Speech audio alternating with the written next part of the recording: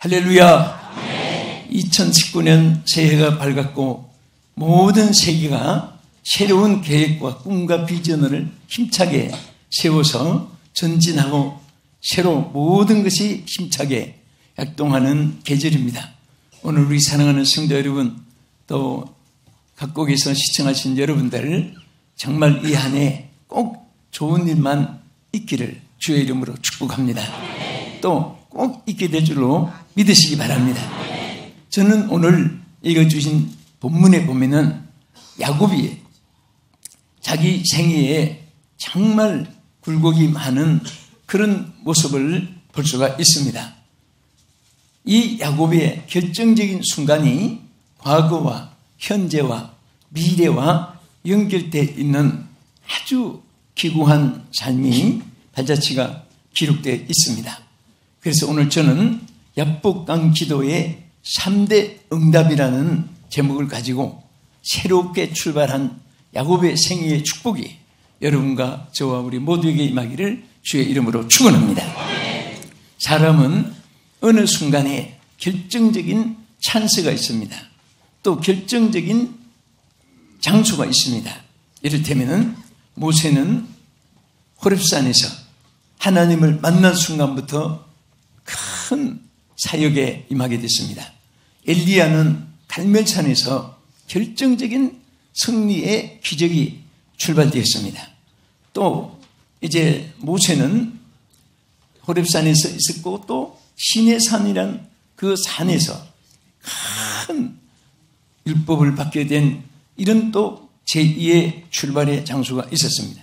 바울은 다메섹 도상에서, 루트는 스칼라 산타에서, 또 존 웨슬레는 올드스 게이트라는 곳에서, 또는 무디는 뉴욕 맨하탄 길거리에서, 또 어거스틴은 밀라노 숲속에서 다 이런 한순간의 찬스가 그들 생애의 전체의 삶이 다 변화되게 했었습니다.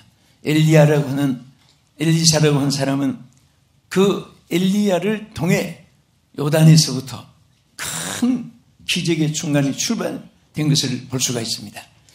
오늘 이 본문의 야곱도 그는 누구보다도 참 축복을 사모했습니다. 그리고 누구보다도 앞서서 살기를 원했습니다. 그래서 심지어 자기 형 에서도 타고 올라가기를 좋아했고 또 아주 머리가 비상해가지고 수단도 많았습니다. 그래서 결국은 그 에서가 가질 장자의 그 명분을 빼앗아오고 차지하고 나같이는 이런 데까지도 성공할 수가 있었습니다. 요즘에 정치, 사회, 경제, 예술, 문화, 스포츠나 이런 기업에서 보면요, 굉장히 사람들이 저 사람이 저렇게 성공했구나, 저렇게 기업을 격려했구나. 그런데 정상적이고 착하고 올바르게 산 사람은 갈수록 하나님의 축복이 더 넘치게 되고, 거짓, 약탈, 타취, 또 탈세, 이런 악을 행해서 쌓아놓은 것은 이 지상에서도 절대 그것이 영원하지 못하고 참피하고 수치당하고 어려움을 겪고 이런 것도 볼 수가 있습니다. 물론 또 억울한 일들도 없는 것은 아니고, 그런데 하나님이 주시는 축복과 역사는 빌라델비아 3장 7절의 말씀대로 하나님이 하늘문을 열어주십니다. 하나님이 열어주신 문은 아무도 닫을 자가 없느니라 그랬습니다. 저는 오늘 사랑하는 우리 성도들에게 하늘문이 열리기를 축원합니다. 축복의 문이 열리기를 축원합니다. 희망과 소망, 꿈, 비전이 이루어지기를 예수의 이름으로 축원합니다. 근데 야곱은 이렇게 얼마든지 하나님의 축복을 받을 수 있는 가문이요, 전통이요, 여건 환경을 갖추는데도 불구하고 너무 그냥 급행으로, 너무 속단으로 인간의 방법을 택했습니다. 그래서 결국은 그 실수하고 범죄한 일로 인해서 그가 형과 아버지를 떠나서 초청도 하지 않았던 삼촌 라반의 집으로 멀리 브엘세바를 떠나서 하란으로 가게 되었습니다. 정말 그 순간은 얼마나 외롭고 쓸쓸하겠습니까? 초청한 것도 아니고 누가 돌보는 것도 아니고 도망치는 몸으로서 너무 비참했습니다. 제가 지난번에 꼭 한번 가보고 싶은 곳이 있었습니다. 야곱이 브엘세바를 떠나 하란으로 가는 도중에 베델 광야에서 잤던 곳을 한번 찾아가봤습니다. 조금 거기서 저도 한번 발딱 누워봤는데 한번 그것만 한번 보겠습니다. 저 자리가 야곱이 누웠던 자리라 한 곳에 펜막도 있고 그래서 제가 한번 누워봤습니다. 또 비슷한 것도 하나 있지요? 예, 저도 누워서 야곱이 무슨 생각을 했을까? 저희가 베델입니다.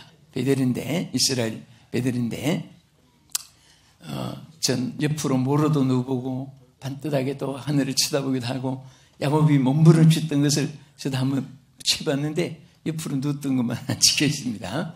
예, 있습니다. 그래서 정말 자기는 거기에서 뭔가 잘 될 줄 알았는데 오히려 도망치는 신세가 됐단 말입니다. 우리 사람은 누구든지 실패라는 것이 없는 사람이 없습니다. 다 곡선만 있는 것이 아니라 굴곡도 있습니다. 아스팔트 대로만 있는 것이 아니라 때로는 쓰나미 태풍도 있을 수 있고 눈부라치고 빗바람 치는 턴넬도 있고 다 있습니다. 그럴 때에 신자와 불신자의 차이가 뭐냐? 불신자는 태어날 길이 없습니다. 그 길도 끝장입니다. 그러나 우리 예수 믿는 사람은 넘어지도 일어날 수 있고 막혀도 통로가 열릴 수 있고 실패해도 우리는 성공할 수 있는 배후의 역사하심이 하나님께로부터 주어지는 줄을 믿으시기 바랍니다. 그래서 야곱은 정말 이런 과거 때문에 이렇게 베델 광야에 슬프게 외롭게 그런 전향한 몸이 될 수밖에 없었습니다. 우리 창세기 32장 6절에 본문을 한번 보겠습니다. 사자들이 야곱에게 돌아 이르되 우리가 주인의 형 에서에게 이른저 그가 400명을 거느리고 주인을 만나러 오더이다. 야곱이 심히 두렵고 답답하여 자기와 함께 한 동행자와 양과 솥과 낙타를 두 대로 나누고 자 여기까지 봅시다. 이 야곱이 깜짝 놀란 것은 이제 베델 광야에서 그건 어려울 때 자기가 성 속이고 또 아버지를 속이고 해서 도망치던 모습이고 이제는 자기가 어느 정도까지 노력하고 이게 살아오다가 이제는 해결해야 될 것이 뭐냐면 어쨌든 에스를 만나서 문제가 해결 안 되면 죽을 때까지 이것이 자기에게 힘이 되고 자기에게 큰 이제 수수께끼가 되는 거예요. 그래서 이제 야곱의 그 자기 모든 건향과 형 에스의 건향의 소식이 점점 좁혀지면서 보니까 이거 큰일 났습니다. 형 에스가 야곱을 복수하기 위해서 형제인데도 왜 그랬는지 모르겠어요. 그냥 달라면 주면 될 텐데 그런데 400명을 거느리고 야곱을 복수하려고 그 찾고 있다는 사실을 알고 너무너무 놀란 거예요. 그래서 정말 이 야곱은 과거에 심은 것이 현실로 불행이 다가온 거예요. 오늘 여러분도 오늘 이 말 들으면서 무슨 생각합니까? 우리는 정말 선한 일, 아름다운 일, 그리고 영광된 일, 착한 일, 우리는 절대 악을 향하면 안 됩니다. 우리 착하게 살기로 결심해야 됩니다. 이 안에 우리 출발부터 여기는 성공자도 없고 실패자도 없습니다. 똑같은 라인에서 지금 출발했습니다. 그러나 여러분 행한 대로 따라서 우리 예수 믿는 사람은 이미 구원받은 자예요. 구원받으려고 예수 믿는 게 아니라 이미 받았는데 우리는 하나님의 자녀로서 하나님을 영광스럽게 하고 하나님을 예배를 통해서 영화를 드리고 만나고 은총을 입고 사는 거예요. 그래서 우리가 정말 구원받은 자로서 이제는 은행심사, 여러분들이 행한 모든 것은 심는 대로 거두게 되는 사실. 우리 5가지 한번 또 잊어버리지 말고 기억합시다. 따라합시다. 구한 대로 받는다. 심는 대로 거둔다.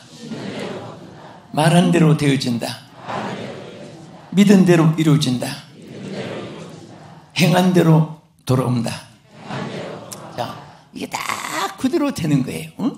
저주하기를 좋아하더니 저주가 자기에게 임하였고 시편 107편 15절에 그러니까 저주가 했는데 저주가 자기에게 온다고 그랬죠. 축복하기를 기뻐 아니하더니 복이 저를 멀리 떠났느니라. 이것은 하나님의 법칙이에요. 오늘 여러분들이 신고 거두는 것은 하나님의 법칙입니다. 지금부터 그 자기에게 거두어 주기를 바라는 욕심보다도 남을 위해서라도 사람은 두 가지 성격이 있습니다. 어떤 분은 자기를 위해서 남을 희생시키는 사람이 있고 어떤 분은 남을 위해서 자기를 희생시키는 사람이 있습니다. 누구에게 하나님 복을 주실까요? 남을 위해서 헌신하는 사람, 희생하는 사람에게 하나님께서 축복해 주실 줄로 믿으시기 바랍니다. 할렐루야.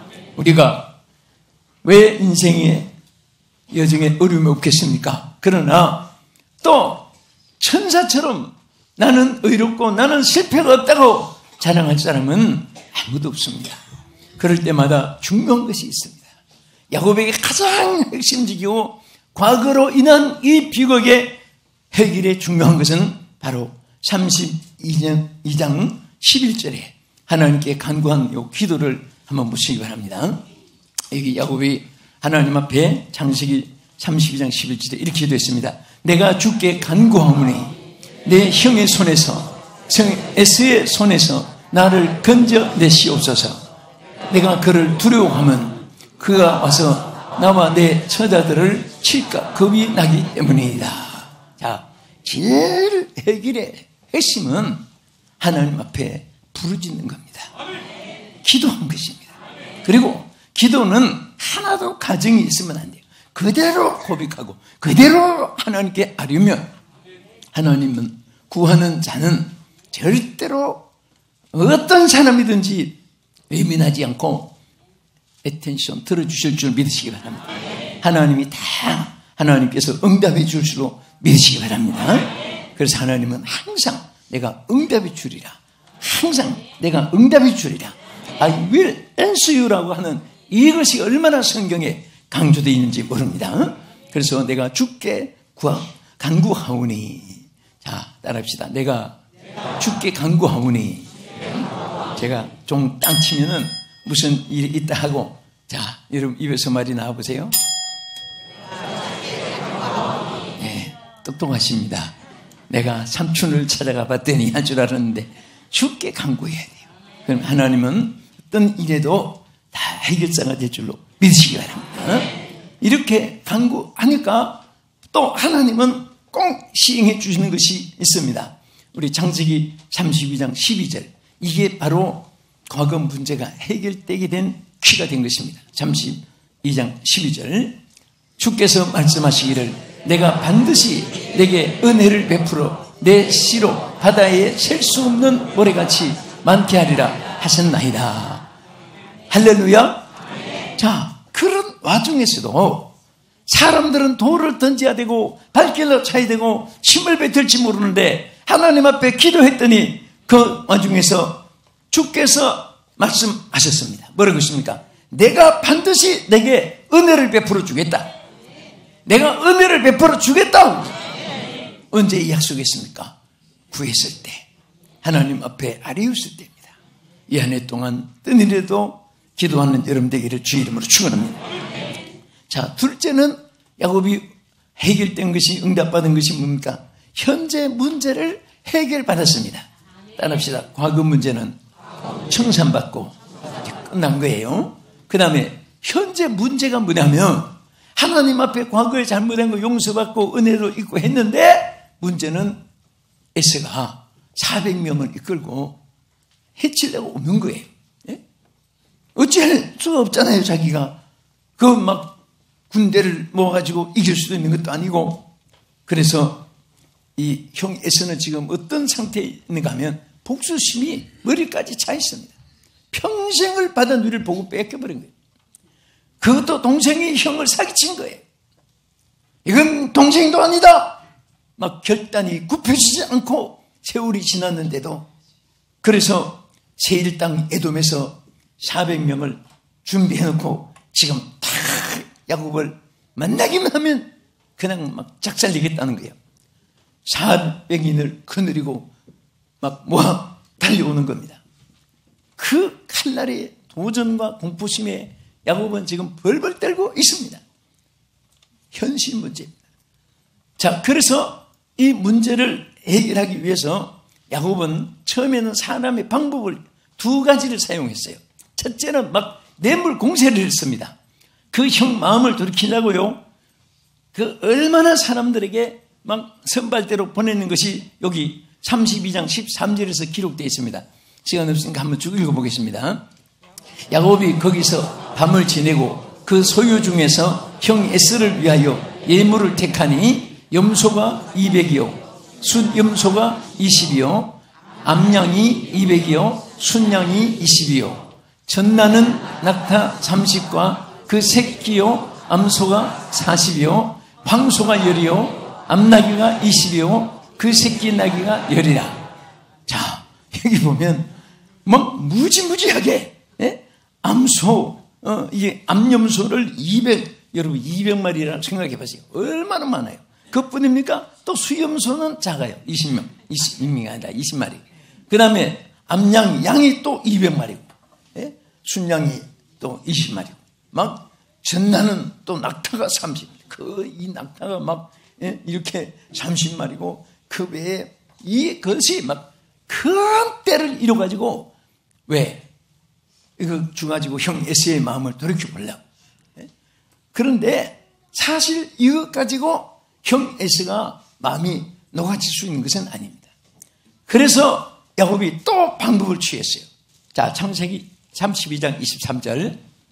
그들을 앉히며 그들을 인도하여 시내를 건너게 하며 그 소유도 건너가게 하고. 자, 여기에 그 시내를 다 건너서 그들을 건너게 하는데 거기서 이렇게 했어요. 그들을 인도하여 시내를 건너게 하며 그의 소유도 건너게 하고 그 다음에 24절 가서 보면 야곱은 홀로 남았더니 어떤 사람이 날이 새도록 야곱과 씨름하고 여기서부터 야곱의 기도가 쭉 나와요. 그래서 여러분 때로는요 막 함께 영창치 않은 것 좋지만은 가장 지혜로운 것은 정말 인적도 없는 혼자 아무도 들리지 않는 곳에 하나님과의 굴에 가서 기도하든지 산 쪽에서 기도하든지 골방에 가서 기도하든지 성전에 엎드려 기도하든지 할렐루야. 기도할 때 하나님의 역사가 일어나는 거예요. 하나님 만나는 순간에 해결되는 거예요. 다 만나봐야 그들도 죽을 지경이고 하나님 만날 때 해결이 되는 것이기 때문에 야곱은 얼마나 지혜로운 방법을 택했습니까? 다 보냈어요. 그리고 홀로 남았습니다. 왜 홀로 남았습니까? 하나님께 기도하기 위해서. 그래서 천사와 씨름하면서까지 하나님께 부르짖고 기도했을 때 여러분 사람의 직접 붙잡고 소리치고 무력 가지고 알력을 가지고 발버둥 안 쳐도 하나님께 기도하면요. 전 요새 드럼 있잖아요. 리모컨 가지고 쫙 떠가지고 여기서 촬영을 해요. 저는 화면에 나올 때 저분들 어떻게 좋은 데를 산을 그 등산하는 사람들 저 산에서 촬영을 했나 비행기가 저렇게 떴구나 했는데 나중에 알고 보니까 드럼을 떼어가지고 리모컨으로 조절해서 이게 다 촬영을 하는 거예요. 모든 것이 다 이렇게 그 해결사가 있습니다. 우리도 마찬가지고 정말 하나님 앞에 우리가 어떤 일이 있어도 기도하고 부르짖고 맡기고 의지하고 소망을 하면 하나님의 역사가 함께 하실 줄 믿으시기 바랍니다.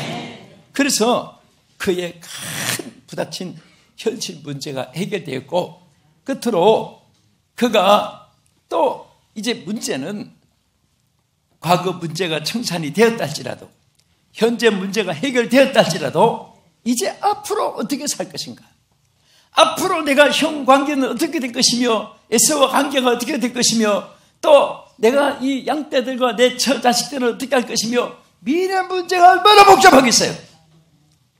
그런데 그것도 하나님 앞에 막 환도 부르짖기까지 천사와 씨름하면서 단수를 높여가지고 더 열심히 기도했는데 천사가 나중에 날이 새 가서 가야 되는데 얼마나 꽉 붙잡았는지 놓으라고 했는데 야곱이 놓지 않았어요. 나를 축복해 주기 전에는 놓지 않겠습니다. 다 붙잡고 그래서 천사가 빠져나가려고 야곱을 쳤는데 환도뼈가 유골됐단 말이에요. 그러면서까지도 놓지 않으니까 결국은 천사를 이긴 거예요. 천사가 뭐라고 했습니까? 내 이름이 무엇이냐? 이름이 뭐죠? 여러분 이름 말고 야곱이죠. 야곱이로소이다 그랬습니다. 그 이름을 몰라서 묻는 게 아니에요. 너 정체가 뭐냐 도대체? 네가 왜 이렇게 된 줄 아느냐? 야곱이라고 고백한 것은 사기꾼이라는 뜻입니다. 야곱이란 말은 거짓말, 사기꾼 이런 뜻이에요. 속이는 자. 절대 성경 이름으로 사람 이름을 붙이되 야곱이라고 이름을 붙이지도 않아요. 그러면 야곱아 하면은 사기꾼아 그 말이에요. 번역하면은. 그래서 솔직하게 나는 사기꾼입니다. 나는 거짓말쟁이였습니다. 나는 속이는 자였습니다. 솔직하게 고백한 거예요. 그때 나중에 뭐라고 하십니까? 이제부터는 야곱이라고 하지 말고 이제부터 이스라엘이라고 하라. 이 말의 뜻이 무엇인지 아시죠? 너는 이제 거짓말쟁이도 아니고 속이는 자도 아니고 너는 이렇게 거짓말해서 성공해서 찾아는 게 아니라 이스라엘이라고 하는 뜻은 황태자라는 뜻입니다. 황태자가 노동하고 돈 벌고 그래서 잘 삽니까? 황태자니까 잘 살게 되는 거예요. 황태자니까 존경을 받게 되는 거예요. 우리는 하나님의 황태자입니다. 할렐루야. 여러분과 저는 하나님의 황태자예요. 여러분 수단과 방법으로 잘 되는 것이 아니에요. 내가 하나님과 자녀 신분을 확실하게 가지고 있다면 자동으로 하나님이 잘 되게 해주게 돼 있어요. 중요한 것이 있어요. 2019년도 우리 사랑하는 성도 여러분들과 이 시청자 여러분들이 어디양 욕터지에 어느 곳에 살든지 그 자리가 중요한 것이 아닙니다. 어느 곳에 있어도 하나님과 나와 관계가 바로 맺어지면 황태자의 축복을 다 누리면서 과거 문제 청산받고 현재 문제 해결받고 미래 문제 보장을 받는 하나님의 축복이 여러분과 함께 하시기를 믿고 주의 이름으로 축복합니다.